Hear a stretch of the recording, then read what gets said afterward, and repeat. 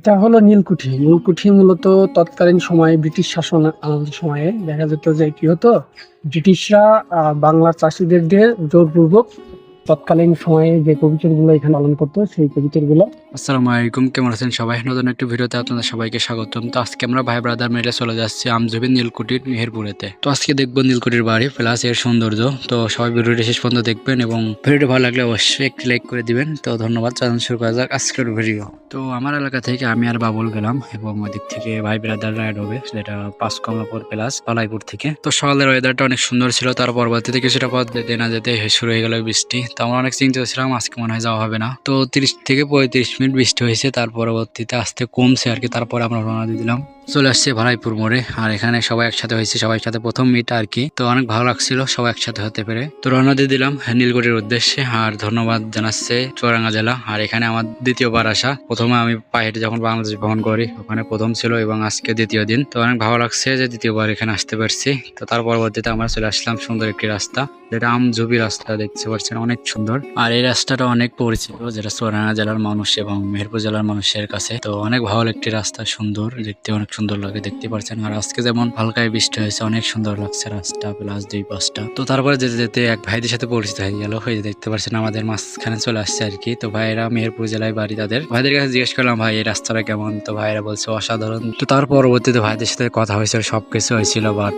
ভাইদের পরিচয় জানা হয়নি। ভাইরা যদি দেখে থাকেন ভিডিওটা অবশ্যই কমেন্ট বক্সে পরিচয়টা দিয়ে যাবেন আর মিট করবেন কোনো একদিন, ইনশাল্লাহ মিট হবে আর কি। তারপর ভাইরা চলে গেল সোজা, আর আমরা চলে গেলাম পানির রাস্তা। দেখতে পাচ্ছেন লোকাল রাস্তায় চলে আসছি, এর কারণে পানির রাস্তায় পানি বেঁধে গেছে, এদিকে অতিরিক্ত পানি হয়েছে। তার পরবর্তীতে আমরা চলে আসলাম নীলকুঠির গেটে এবং দেখতে পাচ্ছেন সামনে একটি গেট আছে এবং এই গেট পার হলেই এর ভিতরে চলে আসবো আমরা, এরিয়ার ভিতরে। এবং এই জায়গাটা অসাধারণ দেখতেই পাচ্ছেন, এখানে পুরোনো বাড়ি আছে কিছু, দেখতে পাচ্ছেন এই সামনে আছে। তো অনেক সুন্দর একটি জায়গা। আমি শুনেছি এখানে কি নাকি অনেক লোক আসে দূর দূরান্ত থেকে। আর এখন আজকে বৃষ্টি হয়েছে যেহেতু, এর কারণে অনেক লোক কম আসছে আর কি। তাছাড়া অন্যান্য দিন অনেক লোক আসে এবং সময় কাটিয়ে যায় এখান থেকে। তো তারপরে ভাইরা চলে আসলো, আমাদের পিছিয়ে ভাইরা আসছে আর কি। এবং আসতে না আসতে হাসাহাসি শুরু, কারণ আমরা আস্তে আস্তে অনেক মজা করছি। আর মূলত আমরা ভাই ব্রাদার একসাথে হলেই মানে এরকম আড্ডা আড্ডা হাসাহাসি হয় আর কি। এখন আমরা চলে আসছি এখানে। এখন এর ভিতরে ঢুকতে হলে কিন্তু 10 টাকার টিকিট কাটা লাগে, এর কারণে ভাই চলে কাছে টিকিট আনতে। এবং তার পরবর্তীতে আমরা ঢুকে পড়লাম ভিতরে এবং তার পরবর্তীতে আমরা রুমের ভিতরে যাচ্ছিলাম। এখান থেকে দারোয়ান বসে আছে, ওই দারোয়ান বলতেছে ভিতরে গেলে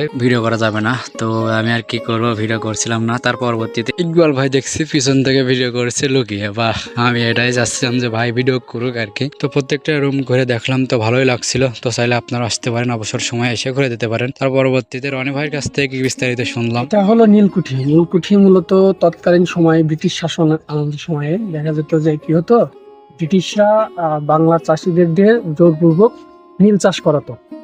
তো দেখা যাচ্ছে নীল চাষে খরচ হচ্ছে চাষিদের 3 টাকা, মানে সাপোজ 3 টাকা খরচ হচ্ছে, সেক্ষেত্রে ইংরেজরা দিত 1 টাকা, 2 টাকা লস হইতো। যার কারণে চাষিরা এই চাষ করতে যেত না, কিন্তু ওনাদেরকে জোরপূর্বক এই চাষ করা, মানে ব্রিটিশরা। তো ওনারা যে চাষ করাবে তার জন্য থাকা একটা জায়গা লাগবে। এই জন্য এলাকার এই যে নীল চাষিরা আছে, ওনাদের চাষ করানোর জন্য, ওনাদের উপর অত্যাচার করার জন্য ওনারা এখানে বসবাস করত। আর ওনারা তৎকালীন সময়ে ইংল্যান্ড থেকে ভারত হয়ে যে কালদা নদী, এই যে নদীটা দেখছে, এটা হয়ে এইখানে বসবাস করত। আর আরেকটা জিনিস ভিতরে লক্ষ্য করছেন, ওই যে এই কার্ড দেওয়া নিচে, এই কার্ডটা দেওয়া ওনাদের নিচে সাইডে একটা রুম ছিল, ওইখানে ওনারা গুপ্ত মিটিং করতো ওনাদের। তো এই কার্ডটা দেওয়ার জন্য যেন কেউ আসলে পায়ের জুতার সাউন্ড শুনে ওরা বুঝতে পারে যে কেউ আসতেছে, সেই সময় ওনারা মিটিং অফ করে দিত। মানে ওনাদের গুপ্ত মিটিং এর জায়গা ছিল ওইটা আর কি। এই হলো বিষয়। তো তৎকালীন সময়ে ওনাদের বিরুদ্ধে আমাদের আশপাশে 3 জেলার মধ্যে একজনই কথা বলছে, তিনি হলো প্যারি সুন্দরী, যার বিষয়ে যে বিস্তারিত দেখলেন। ওনার বাসা কুষ্টিয়াতে, উনি একজন জমিদারের মেয়ে। তো উনি ওনার বিরুদ্ধে লড়ে এবং লড়তে ওনার বাবার যত জমিদারিত্ব ছিল সেগুলাও মোটামুটি সবই হারাই ফেলে। আর উনি ওনার এই ইংরেজদের বিরুদ্ধে লড়তে চিরকুমারী থেকে যায় আর কি, বিয়ে করার সময়টাও পর্যন্ত পায়নি, উনি এত লড়ছে বাঙালি হয়ে। এই আর কি বিস্তারিত। আচ্ছা, আপনারা এখন যে কবিতরের ঘরটা দেখতে পাচ্ছেন, এটা তৎকালীন সময়ে যে কবিতরগুলো এখানে পালন করতো সেই কবিতরগুলো চিঠি আদান প্রদান করতো। দেখা যাচ্ছে এখান থেকে চিঠি যেখানে পাঠাতে হবে সেখানে নিয়ে যেত, আবার ওখান থেকে এখানে নিয়ে আসতো। মানে এক কথায় এই যে এখানে বিস্তারিত লেখাই আছে ডাক বহনকারী কবিতরের ঘর, এখানে সেই সব কবিতর পালন করা হতো যে কবিতরগুলো চিঠি আদান প্রদান করতে দক্ষ ছিল। তো এই ছিল নীলকুঠির রহস্য।